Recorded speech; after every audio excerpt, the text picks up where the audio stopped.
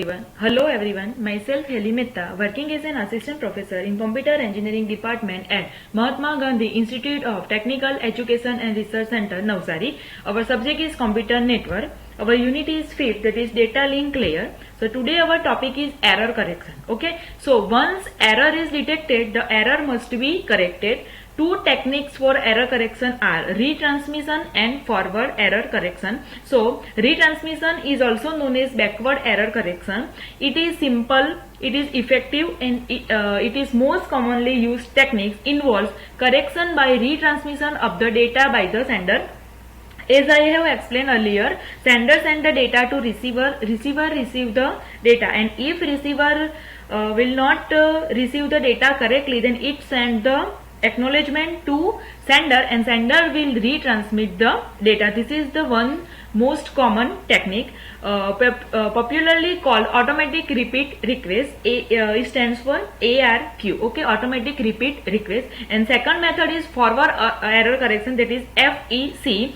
Receiving device can correct the error itself. Okay, here receiver send the data acknowledgement back to sender and sender retransmit the data again. Okay, and in forward error correction, receiving device can correct the error itself. So there are two techniques: retransmission, it is also known as backward error correction, and second is forward error correction. In this, frames consist of M data or message, okay, bits, and R redundancy bit. So n is equal to M plus M bit code word. Okay, so here we have a original message that is known as M. Okay, and we are adding some redundant bit, as I have explained earlier lecture what is redundant bit. Okay, so we are adding redundant bit, so M plus R is now our code word. Okay, Hamming distance, given any two code words, we can determine how many of the bit differs. Okay, simply we have to perform XOR between these two words and count the number of one bit in the result. Okay, so we have two code words. Okay, we have to perform XOR operation. Okay, and after that we have to count how many number of ones in the result. Okay, so what is the significance? If two code words are D bits apart, D error are required to convert the one to another. Okay, so we have to calculate the number of ones in our result. Okay, a code's Hamming distance is defined as the minimum Hamming distance between any two of its legal code words.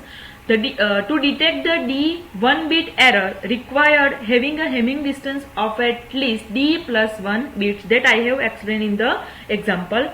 To correct the D error required 2D plus 1 bits. Okay, after that D error, the garbage message is still closer to the original message than any other legal code words. Okay, so in this Hamming distance, you have to remember 3 points. So first we have a two code words. Okay, in between we have to perform XOR operation, and after that we have to count the number of ones available in our result. Okay, so that is the Hamming distance. Okay, the Hamming distance is a metric for comparing two binary data string. Okay, so data string will be in 0101 form, while comparing two binary string of equal length, Hamming distance is the number of bit position in which the two bits are differ. Okay, the Hamming distance between two strings A and B is denoted as D. In bracket we have to write A comma B. So A is our first string, B is our second string. In between we have to perform the XOR operation, and in result we have to count the number of ones. That is the concept of Hamming distance. It is used for error detection or error correction when data is transmitted over computer network. It is also using in coding theory for comparing equal length data words. Okay, so calculation of Hamming distance. In order to calculate the Hamming distance between two strings, we perform XOR operation, as I have explained earlier.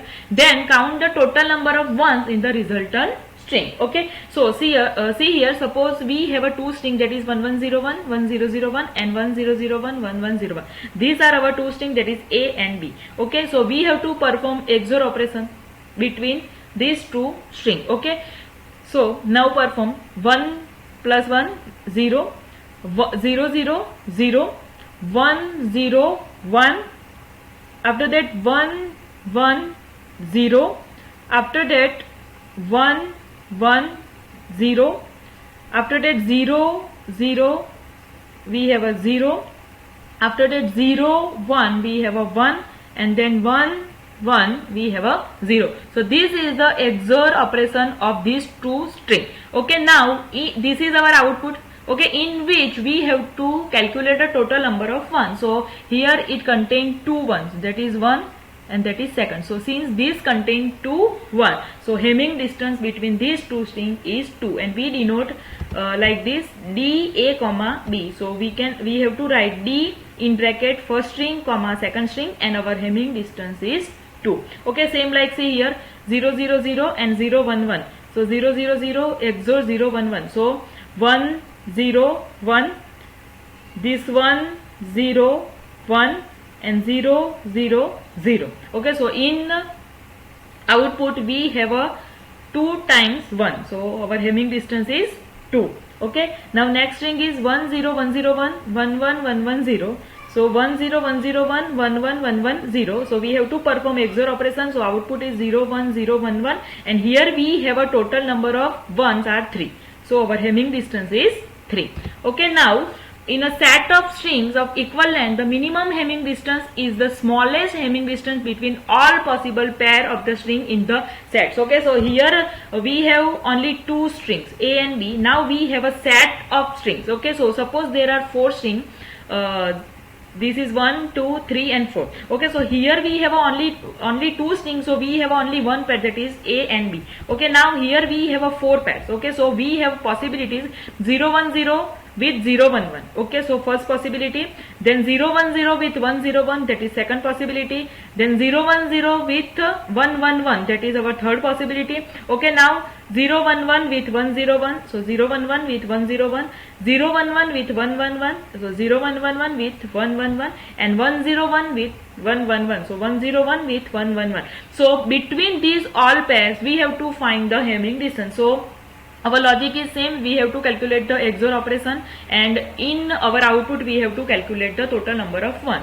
So 0 1 0 XOR operation is 0 1 1 0 0 1. So total number of 1 is 1. So output will be 1. Okay, now in this we have a 3 1, so output is 3. Here we have a 2, so 2. Here we have a 2 1, so 2. Here we have 1 0 0, so 1. Here 0 1 0, so 1. Okay, now from all that output, minimum answer is 1.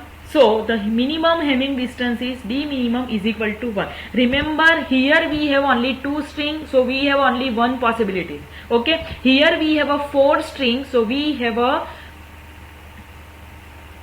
6 possibilities. Okay, so according to that we have to make the pair, we have to find the XOR operation between that, and in result we have to count the total number of ones, that is our Hamming distance. Now we have a multiple pairs, so we have to find minimum Hamming distance from that pair, and output will be 1. So that is the concept of Hamming distance.